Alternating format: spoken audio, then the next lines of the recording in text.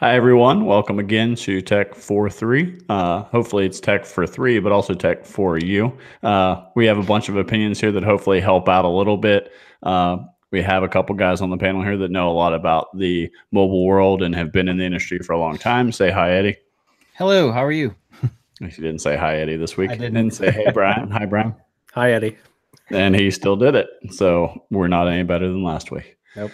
Um, No we have a improvements. couple. We have a shorter episode for you guys. It's a shorter week. Not a ton of stuff going on in mobile. We have a couple things with Tesla because Elon's always doing something crazy at this point, and some gaming stuff that Brian likes to bring up every once in a while. So I kind of just want to get into it because it's been a couple things bouncing around this week involving Samsung. There's been a couple things. I don't know what you guys have seen necessarily, but the Galaxy S10 and some rumors that there's going to be three variants. One with a 5.8-inch display, one that's flat, which is what they used to do with like the Galaxy S7 and the S7 Edge and things like that. One is 6.44 inches curved. So, I mean, as far as the flat display goes, we'll just start there. Do you see a market? Is that something that people want right now, that option for a flat display, based on the fact that I think people are scared to break the curved stuff? I think they think they want it. Explain that, because I don't know what that means. Because they believe that that screen's not going to break, as opposed to the curved display. Like that, they automatically equate the curved display with being more fragile and more difficult to protect.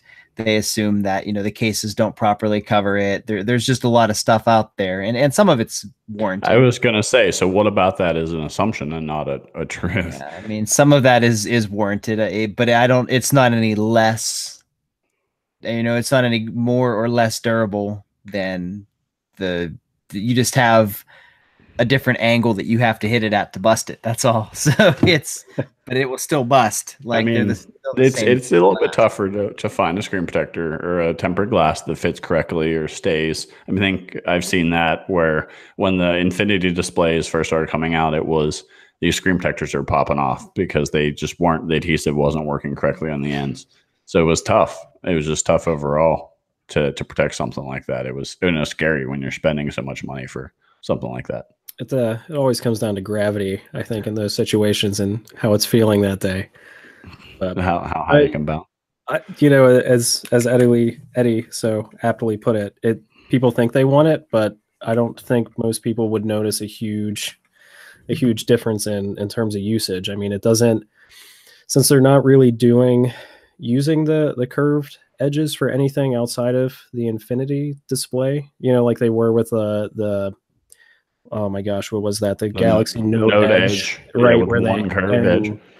Yeah, but you had that thing where you could slide that panel over, and that was the whole purpose of the Edge. Since they're just using it now as extra screen room, people are gonna be like, "Oh, finally a flat screen," but then you're losing a little bit of real estate unless they can go edge to edge. With a flat screen. I'd be curious if anybody watches this later on. You can leave something down below. It's like, hey, I love this flat display. I think because before it used to be able to get a larger display with a curved display, like the Galaxy S7 Edge was a larger screen than the S7. So that's probably a bigger bodied phone though too. It was taller. It was a little bit taller.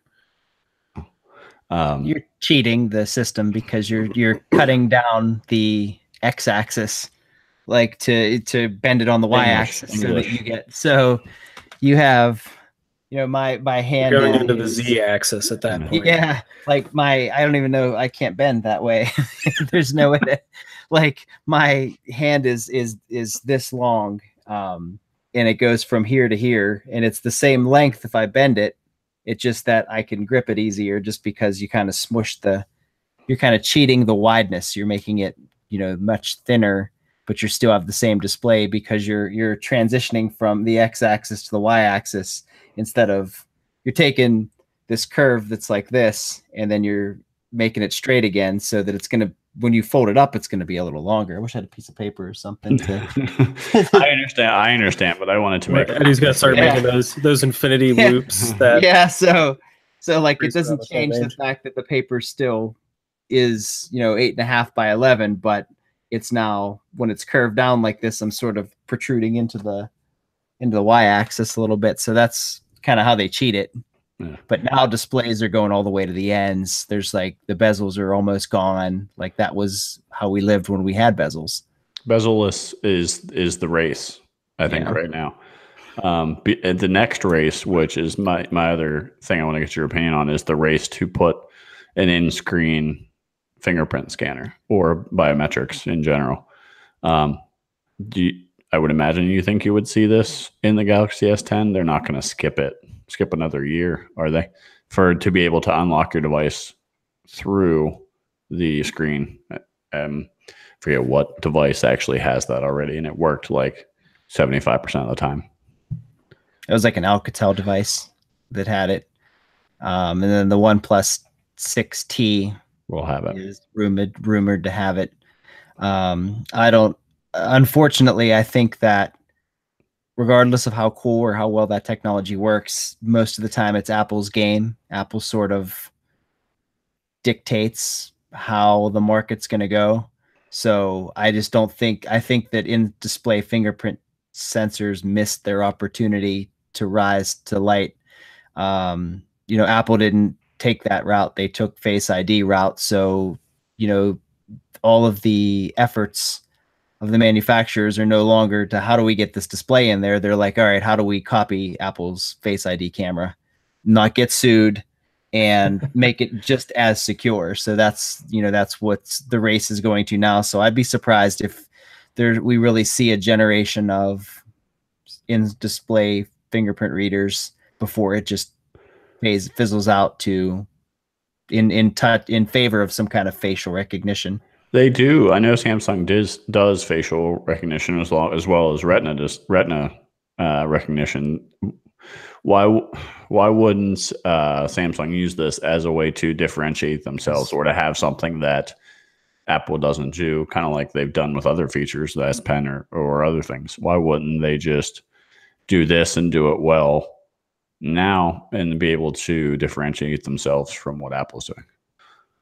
I think they're just not ready. I have a feeling they're going to fall into maybe that same trap that they did early on, where they try to cram so many novel features into it and they do them all okay instead of, like you said, perfecting it and doing it really well. If they try to do it, there's 8 phones right now that have it, and the reviews on it are it works okay. You have one company that's moving away from it largely. The rest are still kind of maintaining it in some way. I mean, it looks like the Pixel 3 is still going to have, biometric scanner on the back of it as well. So, Face ID is 50. Well, maybe it's 75-25, but people still have some. They're not 100% happy with Face ID still. Yeah, there's always V2. And with anyone, my fingerprint works, I would say, at about an 80% success rate too, depending on, various conditions. If it's hot, my hands are a little sweaty, it doesn't work great. So, it makes me a little nervous as to how an in-screen one would work. But that is what it historically has happened to Samsung, is they try to jam so many features into their phones that it ends up, you end up with TouchWiz, So hopefully because it was rumored to be on the S9 and then wasn't. It got pushed out another year. So hopefully they were like, hey, this doesn't work great. Let's push it out another year. And they did perfect it. Who knows? That could be a good situation. Yeah, I just thought that was an opportunity for Samsung to differentiate themselves, kind of like Apple did with Face ID when they're like, we're not going to do this home button anymore. This is the most secure facial ID that you can get, and just have something. They always promote having things that Apple hasn't done yet or whatnot, or doesn't do well, or however. And Apple's completely abandoned the fingerprint reader except on their older generation phones, which it's going to be gone, and they're going wireless overall. Yeah. That's I think that's something that a lot of people didn't expect. I surely did not expect them to completely get rid of fingerprint readers, but lo and behold, they're gone. So, and then, I mean, that worked really well with Apple Pay. Whenever I had an iPhone, that was, using your fingerprint for it was great, because that was how you held the phone. So, but I guess Apple Pay with Face ID isn't too bad. I use it a decent amount with the 10, and it works fairly well. I mean, Face ID, besides like laying in bed, is pretty solid. Like it's 90% of the time. Like I don't have too much of an issue with it. And even Apple Pay is literally just a double tap of the power button and let it see your face for a second. Just trying to find what actually accepts it at this point. And it's just staying there waving your phone at this terminal for a good 10 minutes. It doesn't help the crazy at all. I've been having that trouble with GPay recently. Because it'll be a thing that's like, oh, this should be GPay compatible. And I'm standing there like, and the cashiers are looking at me like I'm crazy. You should have came over to them. I know.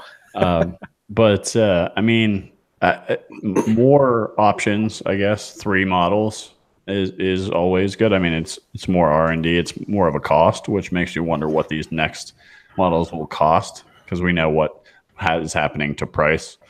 I mean, we have similar S model iPhones that are jumping in price for minimal increase in functionality. So, but I mean, all of that's good for the consumer, so you can't really complain too much.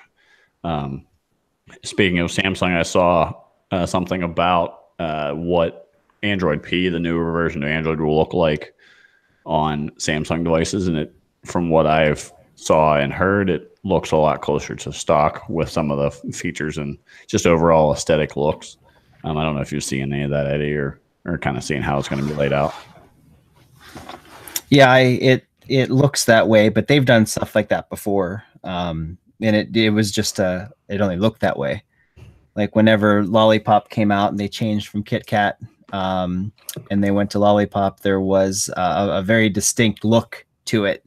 And so, just TouchWiz just adopted the look, but the functionality was still based in, it just, Samsung's motivation is they've got a lot of their own apps and services. Like they really want to be Apple. They really want to be Apple. And they have their own, watch app. They have their own, messaging app. They have all of these things. And even, Samsung was the first to jump on board with rich communication services for text messaging. Like they want to be Apple. So you've got, they can't be Apple as long as they're running off of a Google platform, because you have to have Google services. So that gets you with 2 sets of the same exact app on a device. And it just isn't. People ask, how can I have the Samsung version of these apps as soon as you're never going to be able to do that. You're never going to be able to create the simplicity of stock Android or the simplicity of iOS. You'll never be able to do that as long as you don't have an identity. So their option is make it stock Android, or they can hide the Google apps in a folder, which they do, and then have the Samsung apps designed to look like the Google apps, so that you get some sort of weird Frankenstein version. But that's just how it affects the update schedules. Like it affects how quickly phones get updated. Like it's just a look.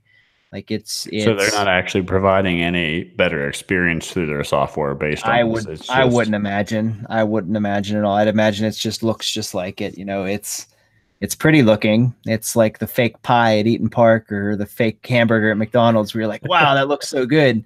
You can buy the one that they sell and it's like not as good and it's all messed up and half the bun's falling off, or you can eat that one that's probably made of clay or something. It looks that way. It doesn't really have the function behind it. So until they gain their identity, and a good example is the Gear watches.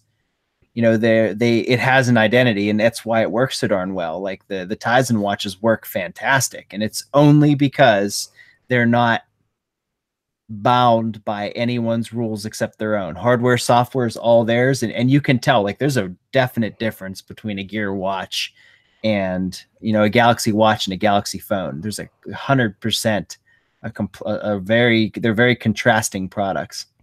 Yeah, I think if you to make that comparison, and props for that analogy, Eddie, it was really good. I enjoyed it. There's a Facebook post going around that says it's 2018, something about get an iPhone, you animal, or something like that. So I forget what it was, and I've been tagged in a couple of those, but I've waffled as of the last 6 months. So at that point, it's like, how does Samsung get to a point where they can have that feeling of exclusivity, is what you're talking about with having an ecosystem, and not feel like little brother? Or because I think Samsung's really obviously the biggest competition to what Apple is doing. They just don't have an ecosystem to speak of. Their hardware is what gets them the look of it, those types of things in the marketing kind of get them their market share, but they don't necessarily have. If you're going to get an Android phone, for the most part, I mean, being in the business, you see more Samsung devices go out the door, and that's more just a name thing.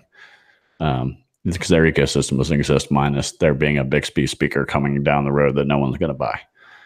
I mean, it's just tough. I mean, because they have the market share as far as Android goes, they just can't execute on becoming their own. I mean, if you could make a Tizen phone, good luck with that. But they just can't execute to create their own ecosystem, because zero people use. I mean, besides the Gear Watch app, I mean, what do they use in the Samsung marketplace? I mean, it's all junk. Like it's all like crappy map apps to try to take the place of the Google Maps that they don't have, and like it's all hastily thrown together. It reminds me of the Windows App Store, like is what it reminds me of, where it's quickly thrown together and you have zero competition. You're the only game in town when you go on there, so you don't really need to put maximum effort like you do in the Android Play Store or the App Store for iOS. Like you have to set yourself apart if you want people to look at your app. You just got to show up in the Samsung store, because it's like, other than themes, where there's a gazillion themes in that store, other than that, you just have to pick a topic of something, pick anything that you want that you can do in the App Store or the iOS, or the Market Now, and just do that, make that app, and you could throw it together super quick. It could be like crayons and paper, and it's just nothing. It's no problem. You'll have 1 million downloads because it's like you're the only one. The Samsung marketplace is the participation trophy of app developers. It's the small one too. It's not like I showed up. I showed up, 1 million downloads. I just showed up. It's like on PlayStation when you get that bronze trophy when you first start the game, and it's like you started the first chapter of the game. You're like, oh. I turned the system on. That's great. Yeah. Whoever's got something, beep and stop it. I mean, at this point, I think the next subject was legitimately what, if we're talking about Samsung, the Note 9 just released 2 new colors. Like, is that their thing? It's like, we have all these colors of phones. This is our thing. They for some reason didn't bring out black with the Note 9 initially. Midnight black. I have no idea why that was a thing. Maybe just to showcase the lilac and the blue one, and they brought back silver, which I love in every phone. Like that titanium color should be in it on every device, but it's just odd to see it after the fact, however many months this is after it was released. So maybe that's their spiel. They make 700 colors of every phone, and this is going to be their thing. They're the Samsung Note 9R Max S. But I thought that was kind of cool. I mean, my family's probably in the market for a new Note device, as we have a Note 5 in the family that probably shouldn't be even being used right now. So we'll probably look at that. I think the purple one's in the works. But I did also read, if we're in the Android space, about the Google repair stores, or repair store, which is basically a mail-in service think Eddie can speak a little bit to it. I read a little bit about the fact they'll repair, depending on the repair, they'll repair pixels back to the originals. I read about a screen replacement being $200, and it's 7 to 10 days as far as the turnaround goes. Yeah, I mean, do you hear anything else? That's it. Liquid damage is like 400 and some odd dollars. It's like low 400s. So, I don't know. $400. I'll be without my phone for 10 days, 7 to 10 days. Equipment protection at this point's a couple hundred, and they're overnighting it. Yeah. So, and I mean, the screen replacements on carrier plans are $29 for the most part. It's $29 to get your screen repaired. If it's greater than that, then you're looking at, $200 max. I mean, even Apple Care is something similar, where they're a little bit more expensive than carrier variants, but you kind of pick your poison depending on where you purchase the device at. I just don't. That seems excessive to me. That's a lot of money. I can, when I look at 7 to 10 days, $400, I would sooner just go out and buy a different phone at that point. So you can pick up a Moto G6 on Amazon for what, $250? Yeah, $300 tops, I think, if you want it without ads. So, and that's just saying you're on, if you're on a GSM carrier, like AT&T or T-Mobile, there's literally an unlimited number of phones you can purchase. OnePluses all the way down the line, like decent phones that you can purchase for just a really not very inexpensive price. So it's hard for me. It's like, again, they're charging like the Apple premium, but you can't do that when you're not Apple. Like, it just doesn't work. It's never worked in the past, and it's just not gonna work again, because Apple you don't have another choice. You can't go out and purchase a different manufacturer's iOS-based device. You purchase your Apple device. Yeah, but there's been business models based on repair of their devices, and upwards of any version, like screen replacements and all. There's people that make money purely off of the fact that 1 out of 3 iPhones you see has a cracked screen.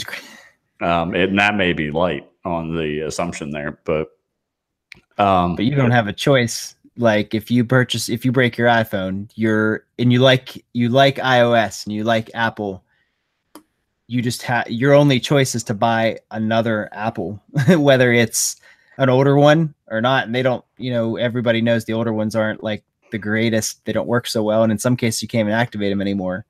So, but if I take a Pixel and I break that, I don't have to stay loyal to Google and spend $200, $300, $400. I can just say, okay, well, I can go buy this Moto G6, or I can go buy this Alcatel One Touch, or I can go buy this OnePlus 6T. 5T is probably still available. That Essential phone's like super cheap. It's like $250. Yeah, the Essential phone's like $250. So, and that's a really nice phone. It with every bit of good of specs, and made of ceramic and titanium. So it's just it's hard to demand that level of pricing whenever you have so many options.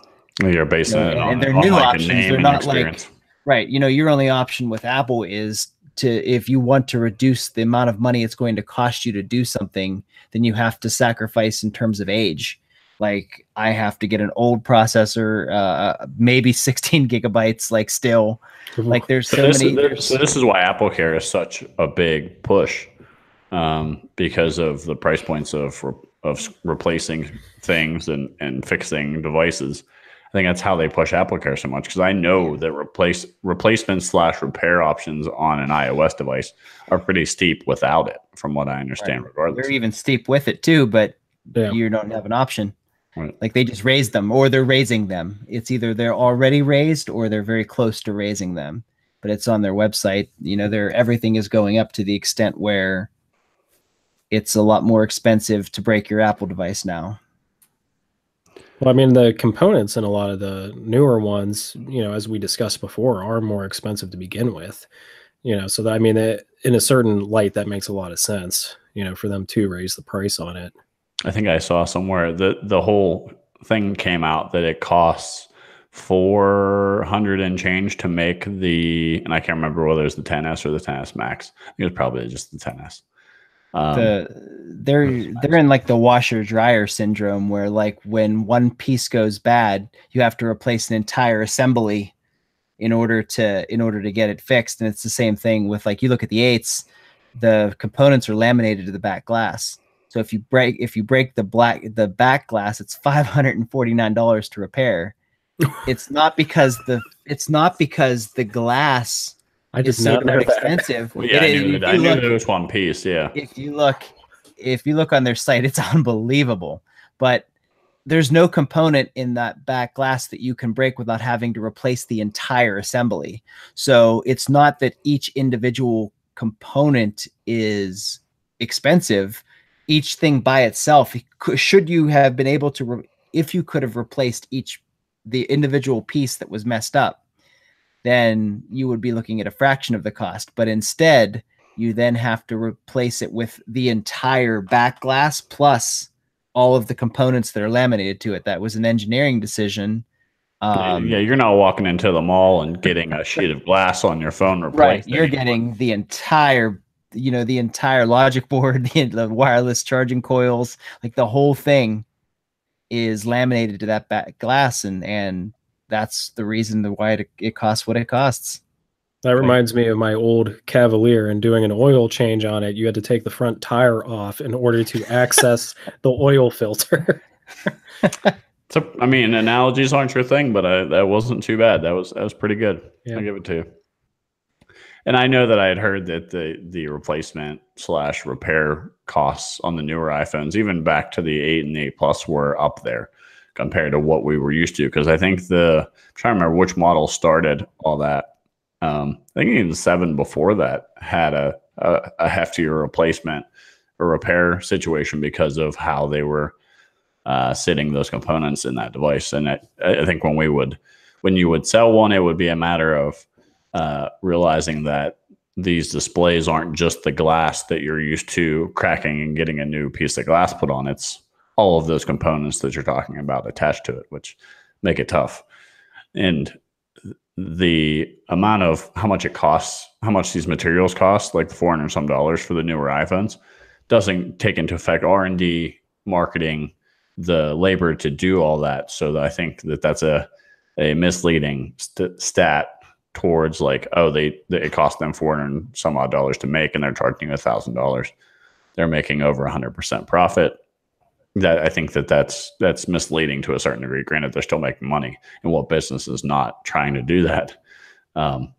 But it's just tough to see the replacement costs. And I'm 100% surprised that Eddie's not on board with something that Google's doing. It's a little bit odd. I don't know how to react, but I mean, I heard some of the pricing. Even $200 for a screen replacement is kind of rough, and in the turnaround for anyone that thinks about being without their phone for more than like 24 hours, like, people melt down. So it's one of those things where 7 to 10 days is almost impossible. Front screen repair. I'm looking at Apple's website real here. Front screen repair with AppleCare Plus is only $29 across the board, which is in line with most carrier ones. But the out of warranty or non-Apple Care, it starts for an iPhone SE, like 5S, 5C, 5 at $129, and then it goes all the way up to $329 for a 10s Max. Screen replacement. That's the front screen. That's just the front screen. So yeah, that back screen has to be pretty intense. And that's 100%. I mean, you're spending what, $100, at least $100 on Apple Care. Is Apple Care more than that now?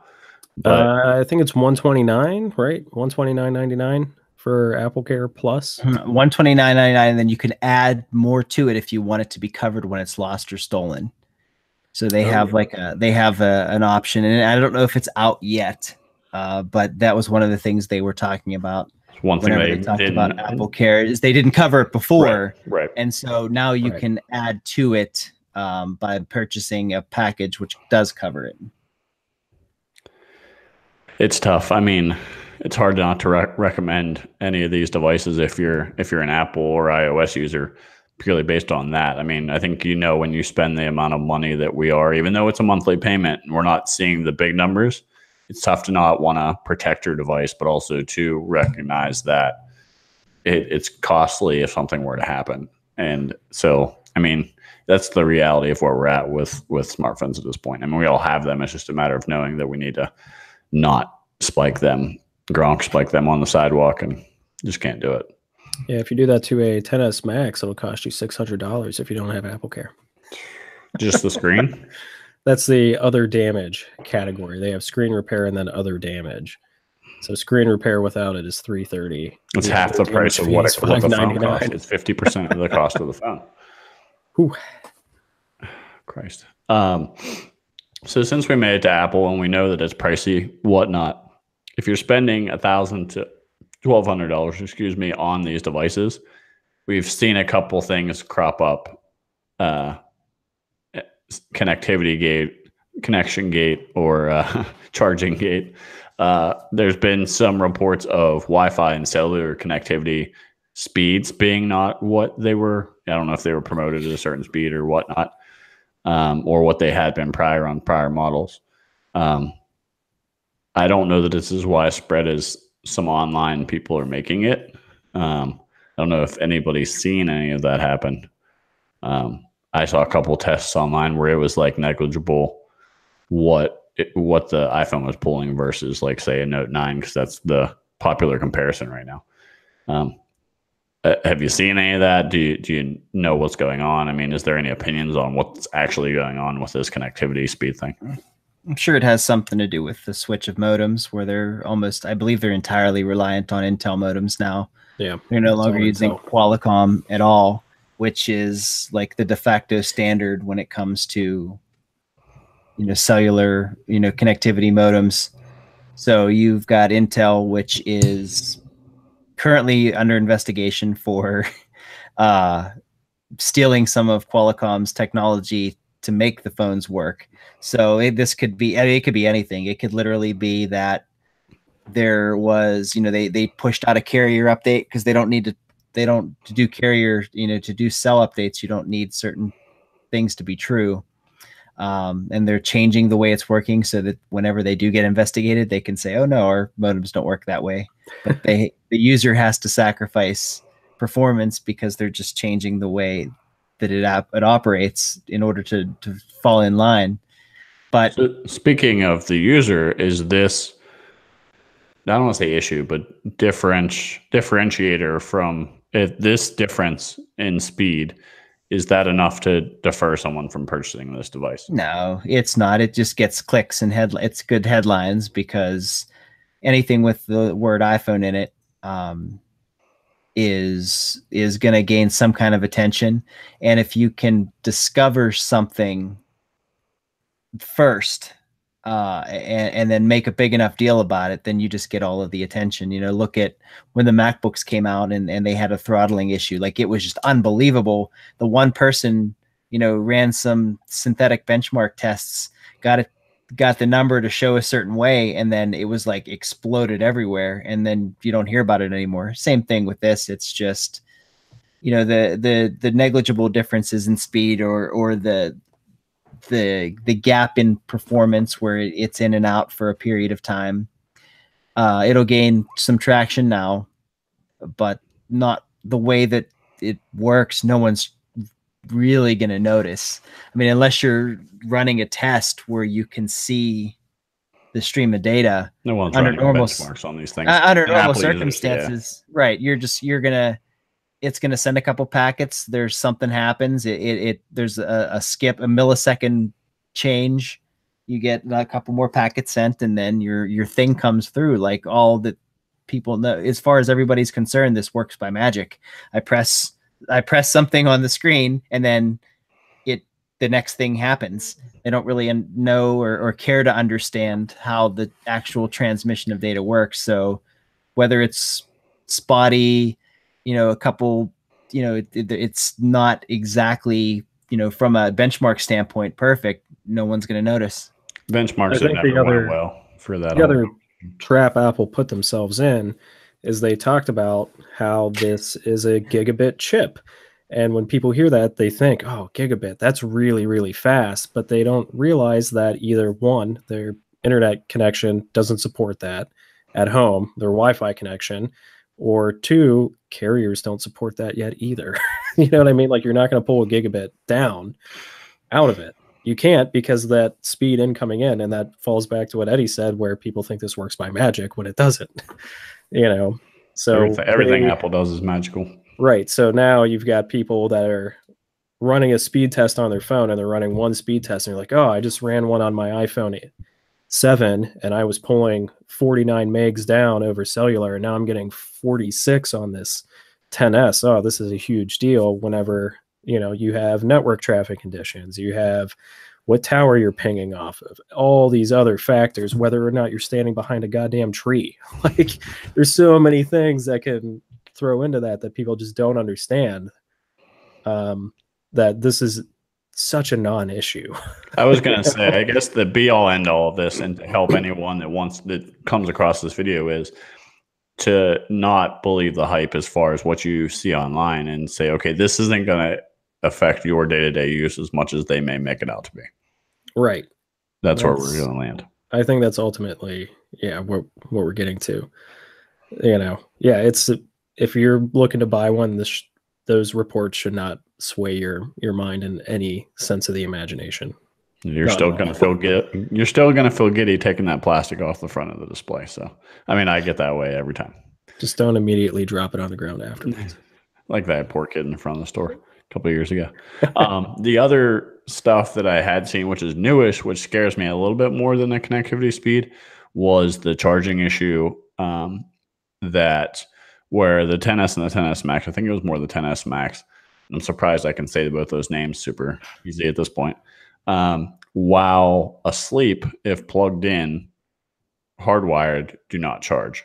And it's like half of the actual IMEIs are doing it, and they're assuming a lot of it's software related and that sort of thing. I find that a bigger issue because Apple isn't recognizing that it's an issue yet than the connectivity speed stuff. So, because they're pushing towards wireless, especially wireless charging and things like that. But what do you think? 50% of people use wireless charging at some point. So the other 50% are still charging their phones the same way they've always charged their phones. And if it's not going to charge when you plug it in, because you plug it in and sit it on the nightstand, and most people aren't going to look at it at that point. You're used to seeing the screen light up and it beep and see the battery percentage at the top. If it's not doing that, I think that's a core functionality that's kind of needs addressed. From what I've read, it looks like it's a software issue. I mean, thankfully, most phones now use software to help manage the charging. So, somebody forgot to close an if statement somewhere, and that's probably all it is. I think that was was it battery saving or a sleep functionality in the software that was after I think it's 10 minutes that the power going to that port was to be cut off before energy saving or whatever it was supposed to be, and that the phone was actually, once locked, was seeing it as needing to go into that mode and not letting you charge it until you while plugged in, it wasn't charging while sleeping, but when you tapped on the screen, it would then start to charge because it knew that it was awake. That's a little bit. That was what I had read. Yeah, as well. Just hopefully something that can be fixed with a software patch. I mean, that's really all it should take. Once again, I don't think it would be a buying decision factor if it's proved to be a software issue. It's a hardware issue. That's going to be tricky. The weird part is that it wasn't happening to all of them, and I don't know if it was a matter, and it shouldn't have been a matter because they were all on iOS 12 anyways. So I don't know how that shakes out. It could be a certain app that's installed. Who knows? It's a different manufacturer of the charging components, would be my guess. Someone else made, because you figure that Apple doesn't source their parts from one. They don't make any of their stuff. You know, they design it and then they give it to different companies to say, hey, this is how we want this built. So when it comes to the components inside, they source them from different companies, because if one company can't deliver one piece, you can't ship the phone. Like if one cent bracket can't be manufactured by, you know, company X, then you can't ship your phone. So they say, okay, here's the specs for this one. I need these parts to be sent, and it could be that, you know, somebody else made a charging, that, you know, someone else made the charging enclosure or anything, and then the software is just not playing nice with that specific one. It used to happen with memory and cameras. I know Toshiba makes some of it, Samsung makes some of it, and if you had a Toshiba phone, the software update took it weird, and it was showing when it hit zero. I think it was the Toshiba one, that when it hit 0 bytes available, no matter how much you deleted, it would never free up. Like there was a glitch in the software, but it only happened to people who own phones that their memory was made by one company. And then the other company, if it happened to you, you didn't know it, which is why there's people who have the exact same phone and they say, well, they're operating differently. And it's true. They may look like the same phone, but you know, you could have a completely different set of components in your inside of your one that was made from, you know, 10 completely different manufacturers than that scares me, mildly scares me. Because I think if you get a phone from Apple, most consumers be like, okay, this phone's from Apple. This I have a certain expectation for what's going to be in it. And that goes with the whole modem conversation with Intel and all that sort of stuff. So that made it kind of tough too. But I just wanted to, I think the end result for both of these opening scenarios or issues that we're seeing with 10S and the 10S Max are the connectivity speeds and the battery, the charging stuff shouldn't affect your thought process on purchasing these devices. Nope. Every phone's going to have a problem. Every device is going to have some kind of problem with it. It's just that Apple's problems are magnified because they generate news. So go buy yourself a 10S and a 10S Max. Go do it. $1,200. You're good. So there you go. We want to try to have you back on this stuff a little bit, because that stuff, like Eddie said, gets blown up for reviews on YouTube and for hits on a website. So sometimes it's tough to parse out whether this is an actual issue, and people get scared. I have people in the real world that ask me things like this, like, should I be worried about my phone? Should I take it to Apple because they do the diagnostic stuff? So I'd rather get your guys' opinion on something like that, and then put these guys' minds at ease a little bit, I would suppose. For the most part, that was most of the mobile stuff. I know Brian had a couple of things in the gaming realm that he was talking about.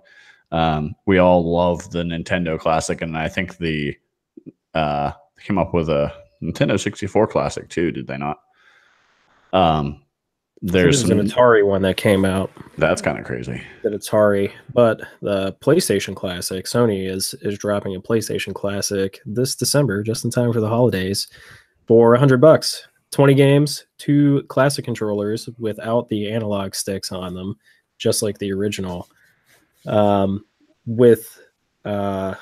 They said more games to become available. It's unclear exactly how that's going to work, but it's pretty small. It's only about, and yay big, because those old games were, as I've come to realize, like, oh man, when I was a kid, playing Spyro, right? You're like, oh, this game is like the peak of digital graphics technology, and then you go back and play and you're like, man, I am just really moving a box with 2 little horns on it through this around. So they don't take. Did you find a list or anything of what games are included? Right now they have, let me scroll back up on this page, Final Fantasy VII, Jumping Flash, R4 Ridge Racer Type 4, Tekken 3, Wild Arms, and they're announcing more soon. So we know those 5 for sure. But yeah, it seems pretty cool. I mean, if you're a classic PlayStation fan, this is definitely something you should jump at the chance to get before they start skyrocketing in price on eBay, like the Nintendo ones did. This is something neat. I'm glad Sony's doing this because they do have a lot of really good classic games. So this is pretty exciting. I bought that Final Fantasy back in the day. PlayStation, I was crushing that. Like that, the Final Fantasy VII was a big deal. I think it was the first on PlayStation, the first Final Fantasy on PlayStation. I don't remember, but it was a big deal. I remember that game itself was a big deal. All been on PlayStation. That was I think it was first released though. It was the first one that they released on the system. Yeah, if I'm not mistaken, and it was 4 discs, which I remember. It was massive. It had a massive case, and there was four discs to it. Those making me super nostalgic right now. But I mean, that's pretty cool. The only thing, it doesn't come with a charger for it in the box, and we were discussing this a little bit before we went live on the episode. I believe it's using micro USB. So who doesn't have like 100 micro USB cables hanging around with charging bricks? Anybody that has an iPhone for their entire life? Yeah, that would be the only. Well, no, even then, like if you have ever owned a digital camera or literally any other electronic device in the last 10 years, you're going to have one laying around. I was trying to find one for my digital camera over the weekend, and I was like, why can't I find these? These are all USB-C, and where did these come from? And then I opened a drawer, and I was like, oh, there they are. There's 40 of them sitting in here. So just find your junk drawer in your house, and there you go. You'll be good to go. That's it. Yes. Or if you don't have one, just go to your neighbor, because I'm sure they have one. And a cup of sugar. But yeah, that's pretty exciting. $99.99, so $100. Maybe I like putting that price point. Yeah, I mean the Nintendo one was what, 80, I think, when it came out. So, 1,000 on eBay. They would no, seriously, it's not lying. It was like insane. It was like buying a Pixel 2 XL on the Czechoslovakian black market. It was insane. It's fake notch. Which they also and I'm not going to bring this. I shouldn't bring this up, but they had a full hands-on of the Pixel 3 XL. And Eddie, it's real. There's no. To believe it. So, if anybody hadn't watched the episodes prior, Eddie has this big thing with how the Pixel 3 XL is not going to have a notch, and they're trolling us with letting these phones out of the warehouse and blah blah blah.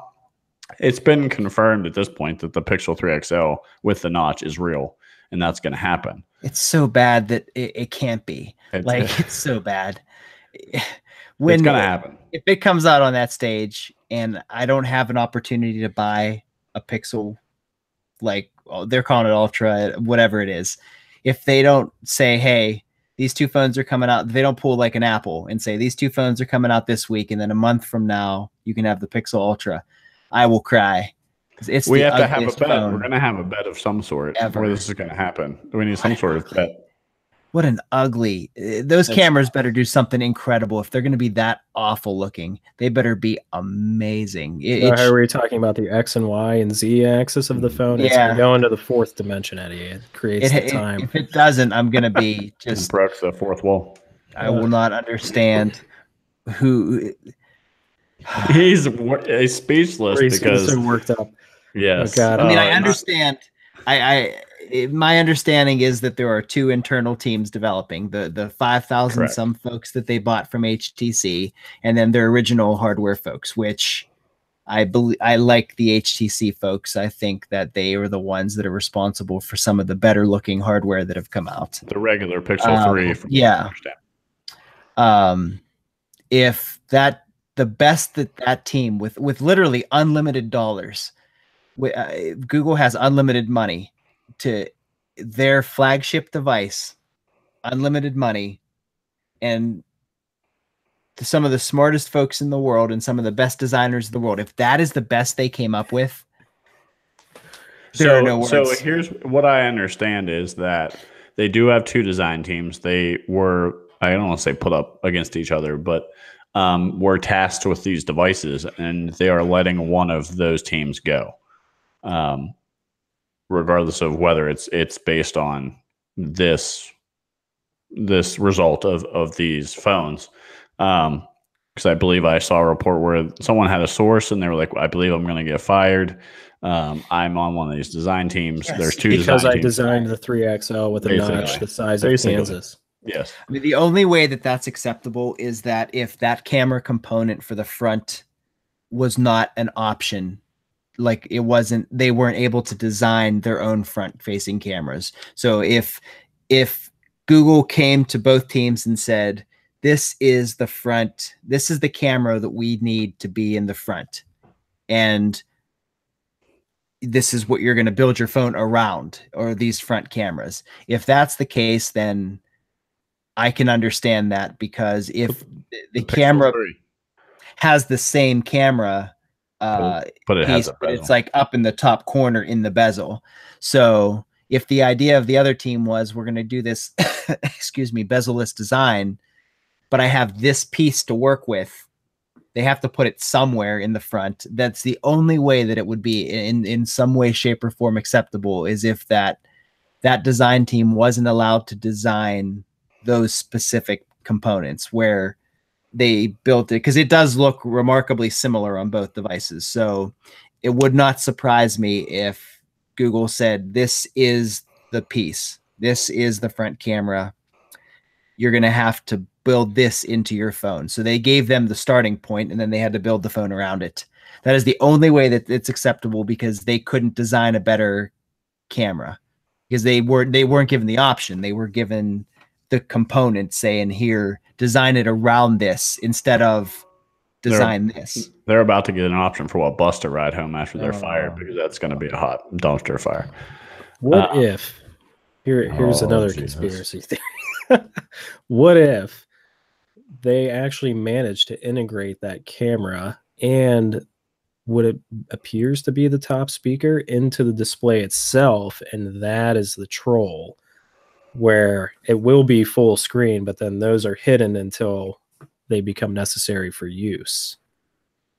That would be amazing. I mean, there's talk that Samsung was trying something like that. It wasn't ready. They were talking about that, where the actual display itself was over, the camera was behind the display.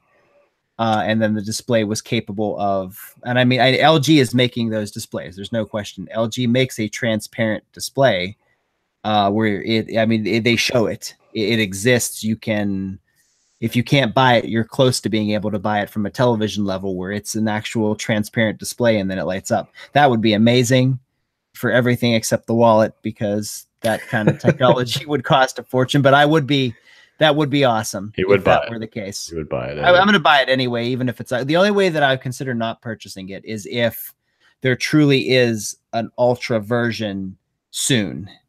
Like, I don't want to hear like spring of 2019 or sometime next year, because then it's going to never come out until it will be worth it. But if they give me a hard date, they say, hey, it's coming out today, in 4 weeks on November 17th, the Ultra will come out, then I will wait. Otherwise, I'll purchase the 3XL. Also, your purchasing pattern is not the average person's purchasing pattern. Yes, that is true. Yes. So, I mean, I think the Pixel 3 is going to be the better seller of the two of those. And I can't let you go on any further with that, because it's going to be insane. The last piece, we're going to keep it short and sweet. The last piece that we just read an article we were BSing about a little bit before we came on was the whole Elon Musk thing with was being told that he needed to step down as chairman of the board of Tesla, and was defiant initially, and apparently has agreed to do so. Although still staying on the board in general, just not being the chairman of the board. So owning a Tesla, as Eddie does, and all of us actually thinking about it at some point, or just liking the direction of his thinking. Does this affect his vision? Does this affect Tesla in general? Is this just a safe face move? I don't think it affects anything. I think that he believes he did nothing wrong with his tweet. It was the most expensive tweet in history. 20 million. It's 20 million. 20 million for him personally, and 20 million from the company. Mm-hmm. I believe he believes that he didn't do anything wrong, and that he just wants out from all of the hate and fear and uncertainty that is put out there about him all the time. So I understand that aspect. He probably, his intention was, I don't do anything wrong, I'm going to fight it. And then the people closest to him said, you're about to have in a record quarter, you're releasing your full self-driving suite, which is tonight, is supposed to release the new full self-driving software. So why are we going to burden ourselves with legal issues? You're going to be distracted. You're going, not only are you going to be distracted, but your potential buyers are going to be distracted. Even if it turns out that we win this, we still lose because of all of the distraction that took place for both us, the company, and the consumer. So he was like, you did it, save face. You can't, you're not gonna be able to do anything other than accept the terms. It's $40 million, pay it. We'll have to get 2 new board members. You're still CEO, and we can make something out of this. That's gotta be what the scenario was, because he was very adamant about not bending. And then it was a very quick turnaround. So my assumption is that it's just that, where he was not. Now he can roll blunts wherever he wants. Yeah. Is this the push that turns him into supervillain? Right. That's going to be a thing from episode to episode. There's a meme out there that has the Norman Osborn scene where they're like, you're out, Norman, and he's like, am I? And then so it's That's possible. Great. This could be it. Okay. Well, I wanted to send Eddie off the deep end with that, but apparently the Pixel 3 XL sends him off the deep end way further than Tesla right now. I think honestly, it's maybe a good thing for him, because it will take some of that spotlight, the spotlight off of him. So hopefully he can just focus on saving the world and not turning into a supervillain. So if you're somehow end up listening to this, Elon Musk, please don't go Green Goblin on us. Just it's fun. I mean, I would enjoy it. Just do your thing. And shooting things into space. Nice. But that was the end of a short list for an episode 6. I guess quickly, Eddie Daniels does a lot of cool stuff on YouTube himself, involving tech in Tesla and Google products in tech overall. So kind of give yourself a little bit of a plug, what sort of things you're working on now before we get out of here. So I'll be busy with the full self-driving stuff with Tesla, which is supposed to release this evening. It's taking precedent over some of the other things that I've been looking at, but I will be looking at doing some comparisons of some audio, some headphones, provided that there's not a new set of Pixel buds. I'll wait if there are. If there aren't, just going to be all wireless buds.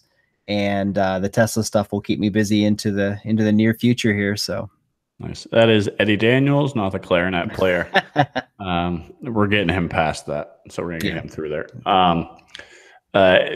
Thank you guys for anybody that watches this episode itself. This is episode 6.